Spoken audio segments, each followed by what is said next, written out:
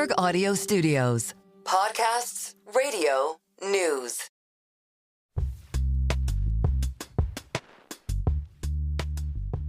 Hi, everyone. Welcome to The Deal. I'm your host, Jason Kelly, alongside my partner, Alex Rodriguez. All right, Alex, we're going to talk some baseball. I have to say, this has been a really fun early 2025, sort of spring of 2025. I feel like we're diving into baseball in a really meaningful way, which kind of makes sense since you played the game pretty well. But one of the great things about the show is the access that you bring to some people who might be a little less known, but are incredibly important. Jean Afterman is one of those people, assistant general manager for the Yankees.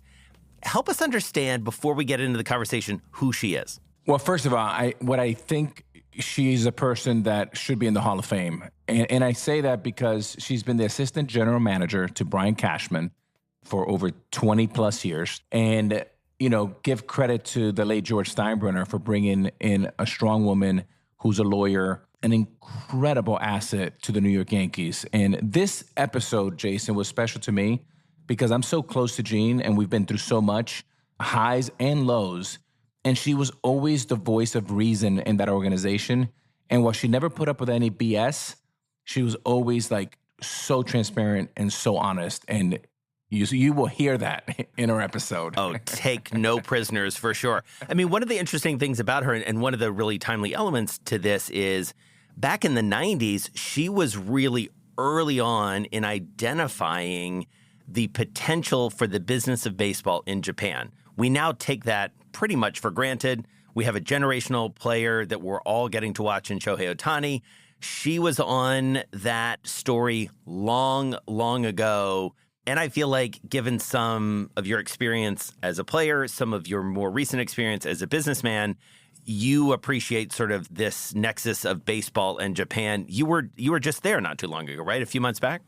I was there, and it was my third time in Japan, and it was the time that I actually enjoyed it the most because I didn't have the burden to having to go play and be focused on that. But the two prior times, Jean Afterman was on both trips. One was the 1996 trip for Major League Baseball All-Star that we would go every other year. And on that team, we had Cal Ripken, we had Barry Bonds and Roberto Alomar. It was just a phenomenal team and a great experience. The second time we went back was 2004 with the Yankees, and we had a special sauce. And that special sauce was Jean Afterman because she was like our super agent. Yet she was kind of like lead counsel for us. And she was also very close with Hideki Matsui, was very influential in bringing Hideki Matsui to come to the Yankees, who, of course, won the MVP when we won the title in 2009 against the Phillies.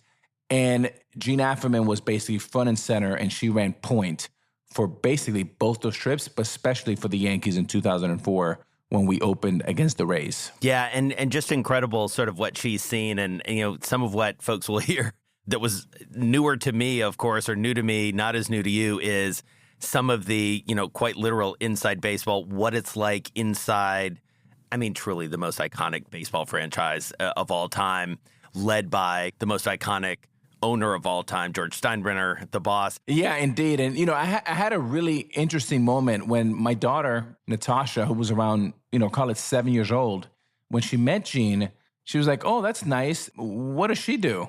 And I said, well, she works for the Yankees, and she's the assistant general manager to Brian Cashman. She goes, wait, I'm confused, but she's a woman. Wow. And I said, no, that's exactly right. Like, you can do this one day, too. Jean Afterman is showing you and millions of young ladies around the world that you, too, can do it. So that's why I think someone like Jean Afterman is not just that she's an executive. She was first an agent, pivoted to being a top executive, one of the highest top executives for the New York Yankees, and did it flawlessly over 2.5, 3 decades. And that's why I feel that she has a place in Cooperstown. Yeah, well, from your lips to Cooperstown's ears, we'll see if that turns out to be true. And in the meantime, I can say it is a highly enjoyable and pretty insightful conversation coming up with Jean Afterman.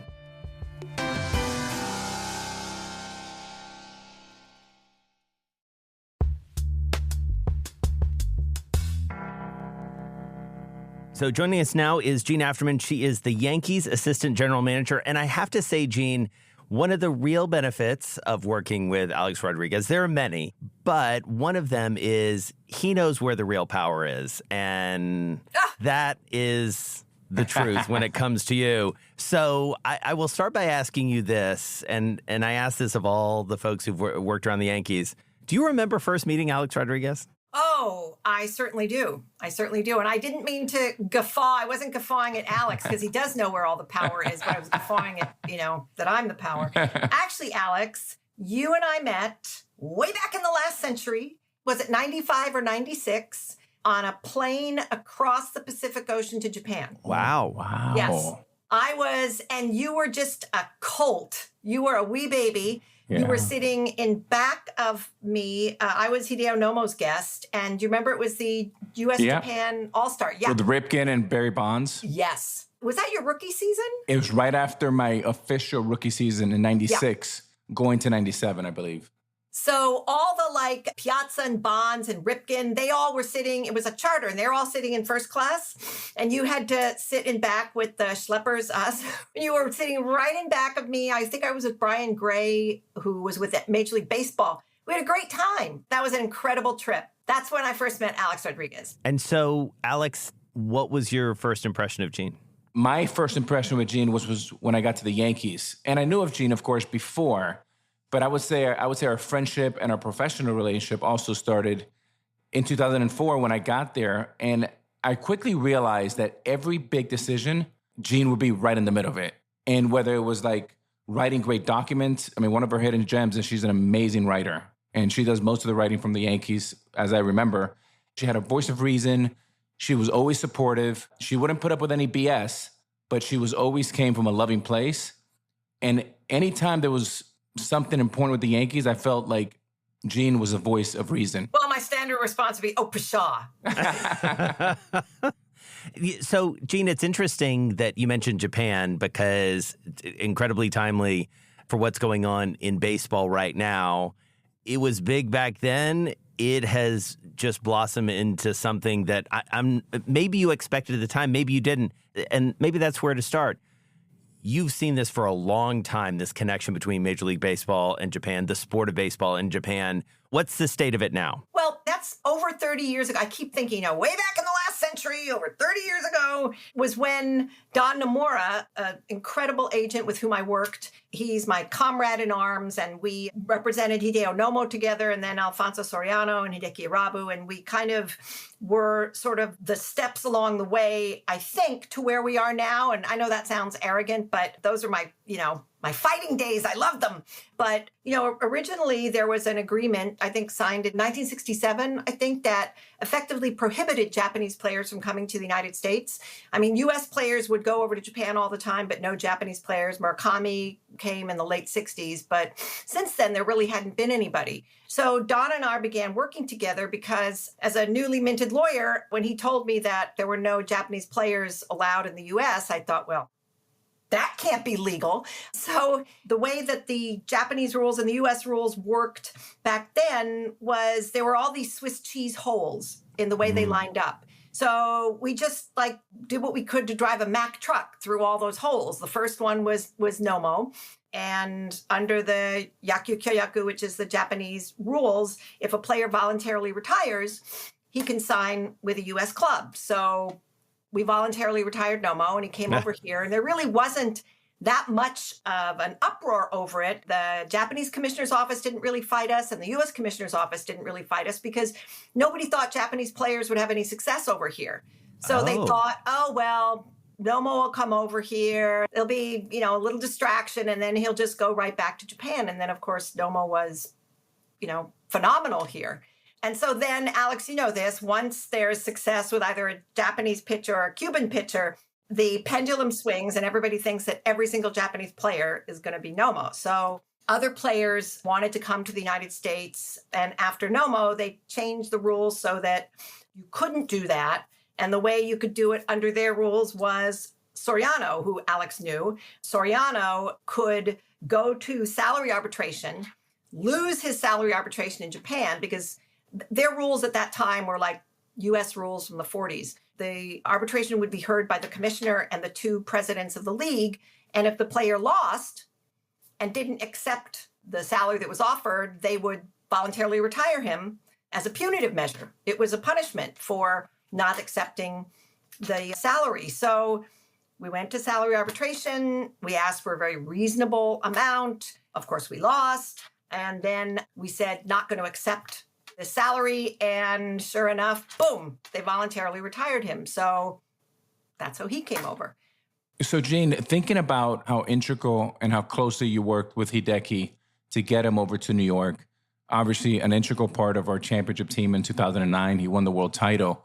What was it specifically when you first met Hideki, probably back in Japan, that made you think that he had the talent and he also had the maturity to play in New York? Because, it's different in New York.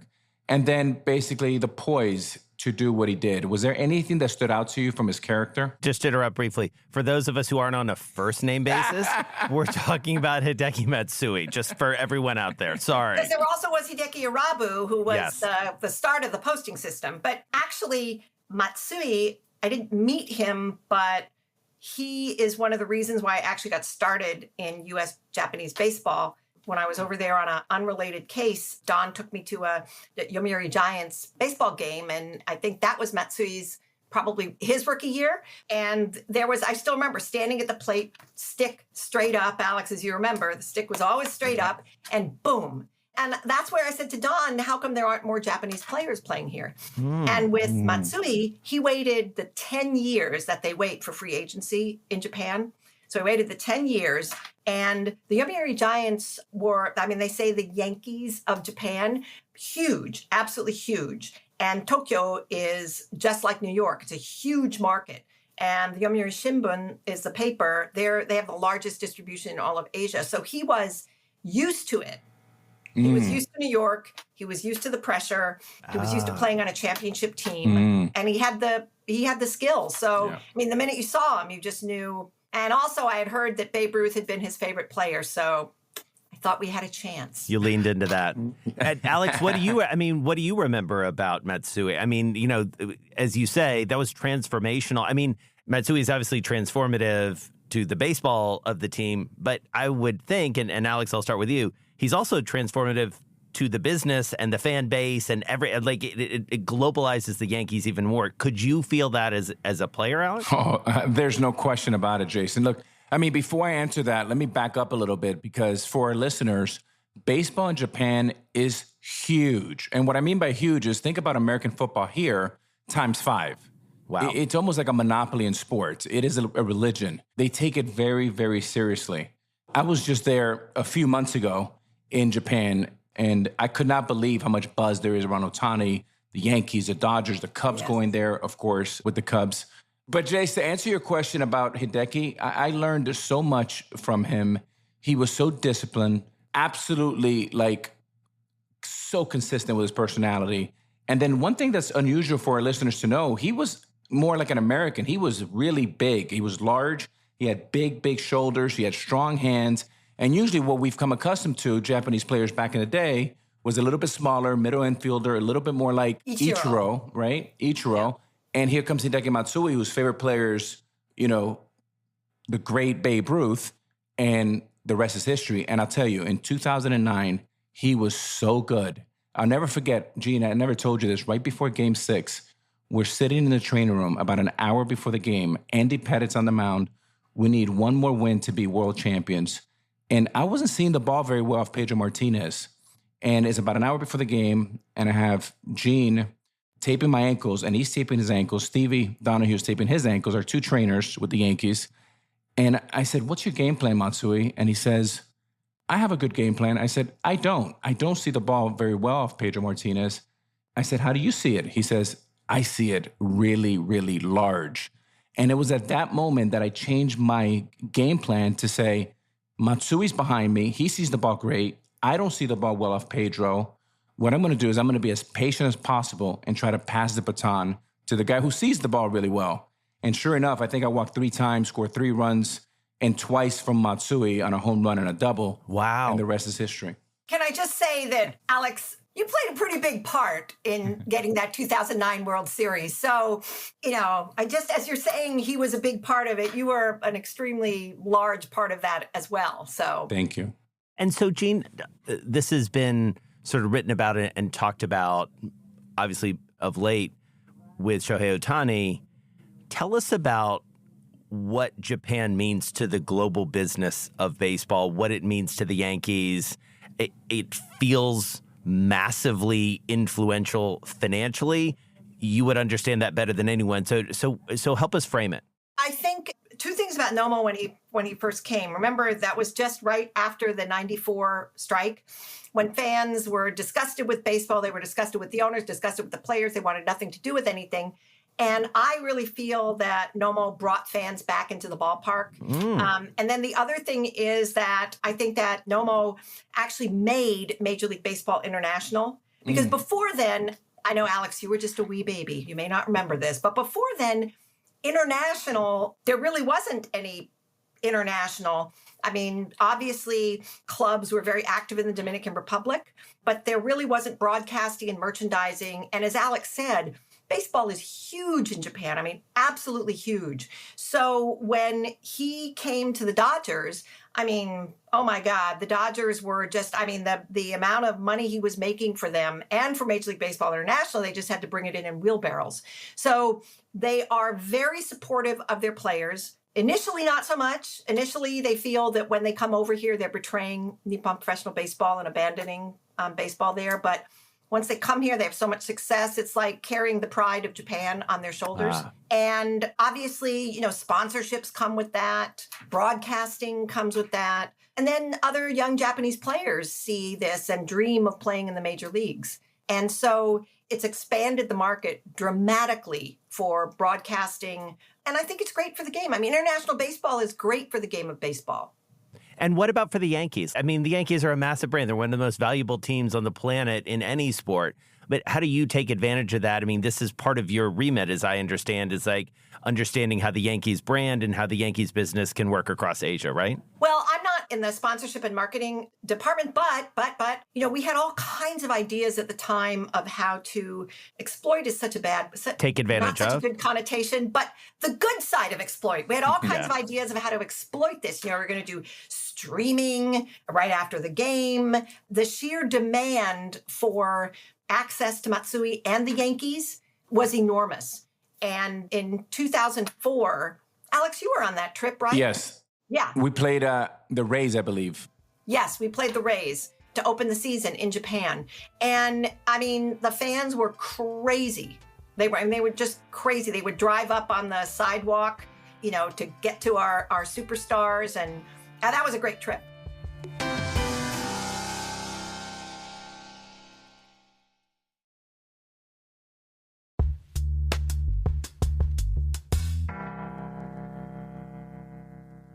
So, Gene, I want to transition to the late George Steinbrenner, which both you and I have an incredible admiration for him. And to think that he bought this franchise for $10.7 million in 1973, I believe from ABC, is wild. He did something that was not so popular at the time, putting someone like yourself in a very powerful position, and Susan Waldman. I mean, incredible for him to do that ahead of his time. What have you learned? What did you learn from George Steinbrenner, and what lessons do you still apply that you have today that you carry on? Oh, wow. Well, remember, George and Brian Cashman, also Kim Eng was my predecessor. That's right. So the only owner and general manager in all of professional sports to have not one but two female assistant general managers. And I always tell people, and Alex, you probably say the same thing, everything good and everything bad you ever heard about Mr. Steinbrenner, it's all true. So he was larger than life. He was legendary. He should be in the Hall of Fame. Yes. Extraordinarily disciplined. You know, it was all about the team. The players had to have everything. And I think, Alex, I don't know if you remember when it was raining, he would get really pissed off at Robbie Kakuza, the clubhouse manager, because he wanted every player to have a little cloth to wipe their bat off with. And if there was a rain delay, there should be mattresses in the clubhouse. You know, it was all for the players. I think he was the first owner to provide omelets, you know, for Sunday brunch for all the players. But I think what I learned from him is always be prepared. I mean, we would go into meetings and he had an unerring sense of what you didn't know. So you'd go in prepared for the meeting, and then he'd ask you that one thing that you didn't know. But early on, I learned that I would say, I don't know that. I don't have the answer to that, but I will go and get the answer and come back. You know, before I came to the Yankees, I'd call him George. When I came to the Yankees, I'd call him Mr. Steinbrenner. So he said, whenever anybody Is that right? Yeah, but I never call him the boss because that's Bruce Springsteen. I just want to make that. Okay. You know, a lot of the old timers at the Yankees, you know, we miss him. At the time, we didn't. And Gene, along the same lines, I'll never forget in the World Series when he went into the Shea Stadium and said, this furniture is not good enough. And he literally had Robbie Kakuza change it. Oh, yeah. It was unbelievable. But one quick question on what is the biggest difference? I think Hal's done an extraordinary job with what he's doing today and the resources he's spending and the commitment level, just like George. What would you say is the difference between George versus Hal for our listeners? Well, part of it, you hit on it, listening.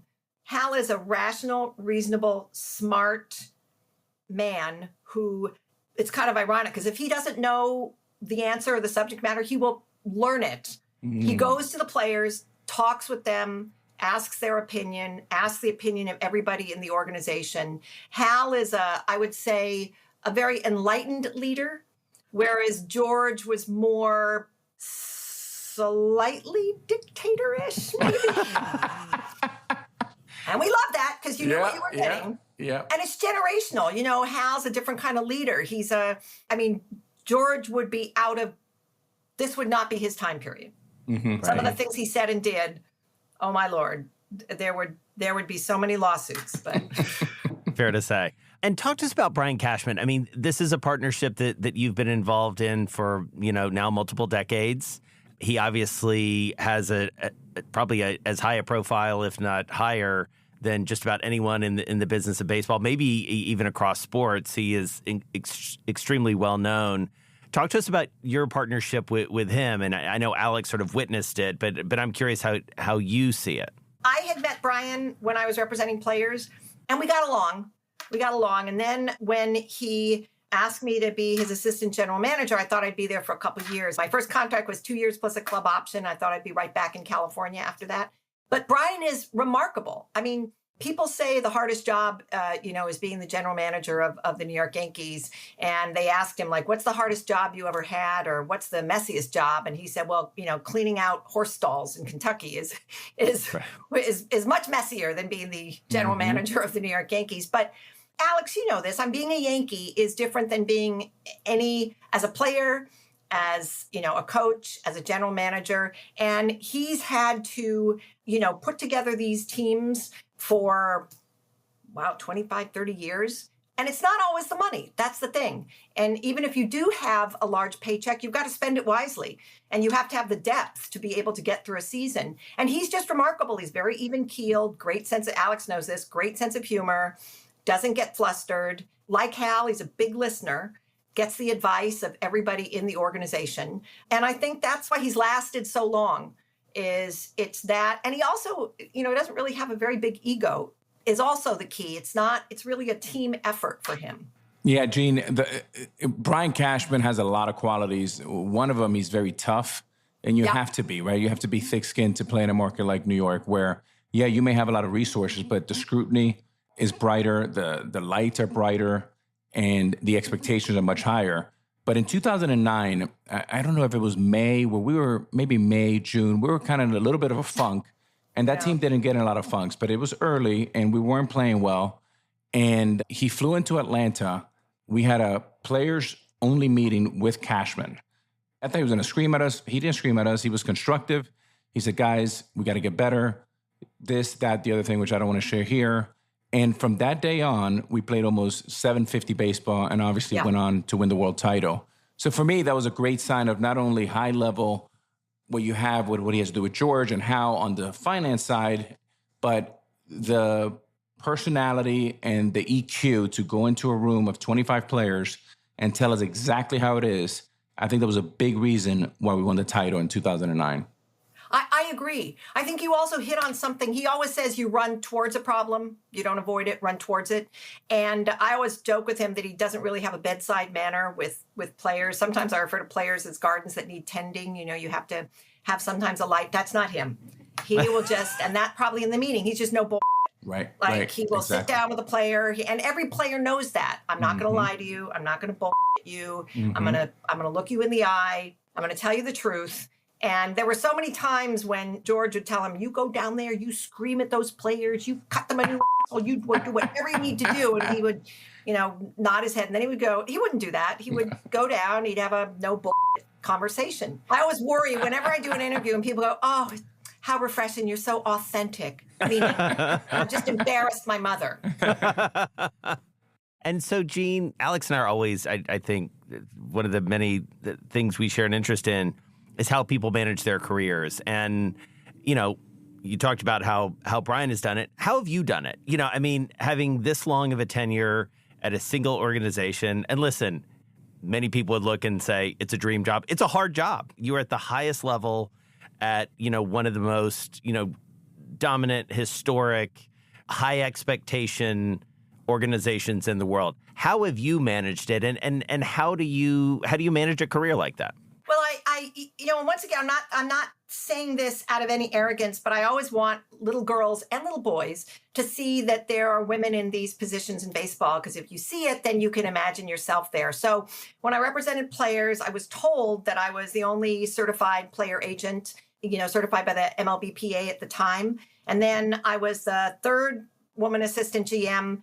And for a period of time, I was the only one. And then my very good friend, Raquel Ferreira, my brother, I call her, became the assistant GM at the Red Sox. Now there are other women assistant GMs, but I was lucky to be at the right place at the right time.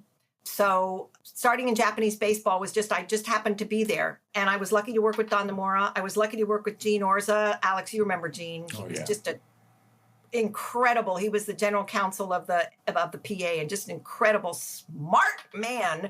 And he kind of took us under his wing. So lucky to work with and for Brian Cashman and George Steinbrenner. So part of it is part of it's me, but part of it's also working with people who can recognize your talent or what you can do, and who allow you to be your most skilled. It's like, Alex, it's like where you're most comfortable in the batting order. You just, you want people have to give you the opportunity to do your best stuff. And I was lucky that I had people giving me the opportunity to do my best stuff. Gene, I want to press you on one element, and almost based on what you said earlier in the conversation, press you and maybe even correct you. Sorry, because you said you're at the right place at the right time with the Japanese baseball piece. But based on what you said earlier, it sounds like that was an opportunity that could be identified by other people, but then you did it, and that does seem to be a difference. That you said, okay, we're going to identify these loopholes, and then we're going to figure out what they are, and then we're going to take advantage of them, and then when they move, we're going to try to. So I dare say, I feel like maybe you're not giving yourself enough credit for it. That was pioneering and revolutionary at the time, and really changed the game, right? I'm not using any false modesty. I was also lucky that I worked with players, Nomo and Soriano and Irabu, who really, they put their lives on the line. They could have been out of baseball pumping gas, just their careers could have been over. And they trusted Don and I. And I loved the challenge. The challenge was amazing. And we really felt that we were doing something important. And it was our version of baseball civil rights, and it was really exciting. And I wasn't that young, but I was probably, I just had the blinders on, and I just felt we're doing the right thing and we can't fail. But I still think I've just been really lucky. Really lucky. Jane, you've been really lucky, but you've been really, really good, and you're great at your job. I guess I have a two-part question for you. One, as a young woman in the world of sports, there weren't a lot of women in the world of sports. A lot of times, many times, you were the only woman in the room, which is incredible. But I guess, did you ever have any imposter syndrome? And what do you think is your superpower? I still have imposter syndrome. As a matter of fact, memory is such a funny thing. It's probably the most unreliable thing we have. So in order to prepare for this podcast, I actually went back and reviewed reviewed everything that I'd done, and I looked up the rules and the posting system and all that, because I figured people are going to listen and go, wow, she doesn't know what the she's talking about. But I did have imposter syndrome a lot. I didn't as a player representative, and I always enjoyed working with players, never had any, discrimination from players. On the club side, a little bit more maybe, but I was constantly, carrying around the basic agreement and the Major League rules with me, and, flipping through them whenever I could. And if you are the only one in the room, and sometimes I probably said things, just to shock people. And what is your superpower? I know you're trying to avoid me. Oh, my superpower.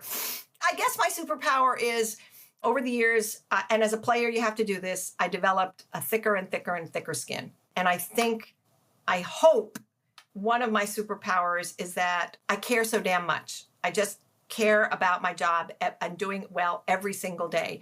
And I live in fear and dread, even now, 30-something years later, that on any given day I'll up. Well, Gene, you're doing a terrible job of talking about your superpower, so I'll do it for you. Oh, God. Because you do not. No, honestly, we were together for, parts of 15 years, maybe a little bit more.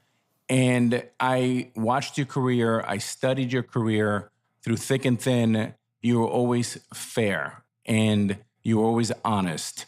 And in many ways, you have been a role model to me because you always handled yourself in such a regal manner. And I come from a single mother, and watching you, I can just see my mother up there and be the only woman in the room. I just think it's an extraordinary thing. And I know that there'll be hundreds, if not thousands, of young women that will look at you as a role model and will study your career. Alex, thank you so much. That's a really lovely thing to say. I'm going to need a recording of this. I'm going to play it every morning before I start my day. Your affirmation.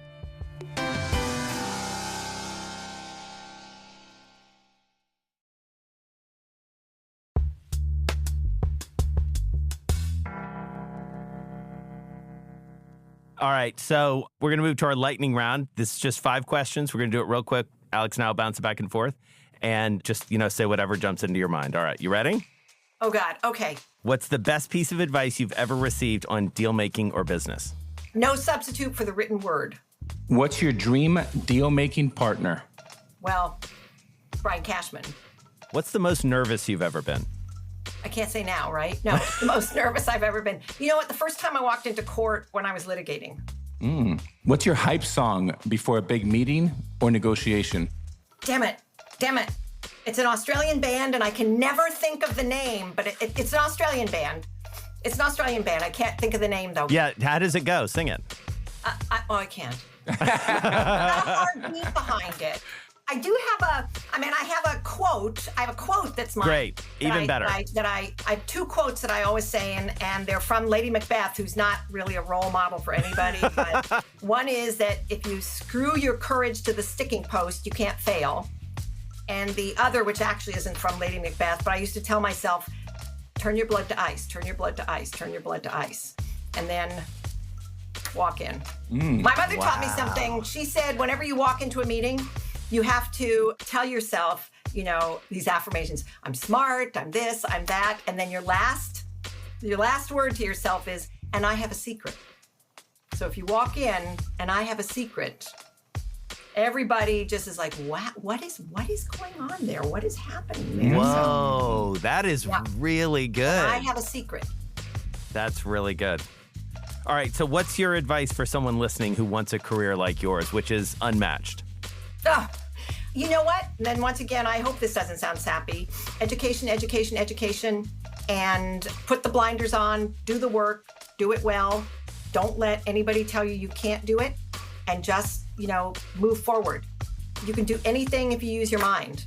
And I realize that may be disingenuous because a lot of people don't have an opportunity for an education, and a lot of people don't have, opportunities come their way. But I would say that even if you're not going to get paid, which I wasn't paid early in my baseball career, whatever you can do, if a job comes your way, take it, and then make yourself indispensable. That's really good.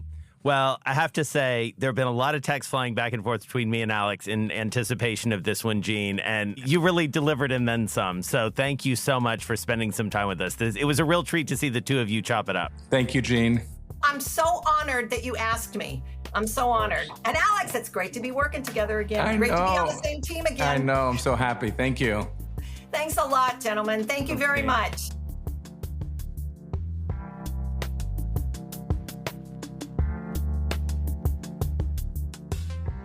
The Deal is hosted by Alex Rodriguez and me, Jason Kelly. This episode was made by Anna Mazarakis, Stacey Wong, and Lizzie Phillip. Amy Keene is our editor. Our theme music is made by Blake Maples. Our executive producers are Kelly LaFerriere, Ashley Honig, and Brendan Newnham. Sage Bauman is the head of Bloomberg Podcasts. Additional support from Rachel Carnavale and Elena Sasangelis. Thanks so much for listening to The Deal. If you have a minute, subscribe, rate, and review our show. It'll help other listeners find us. I'm Jason Kelly. See you next week.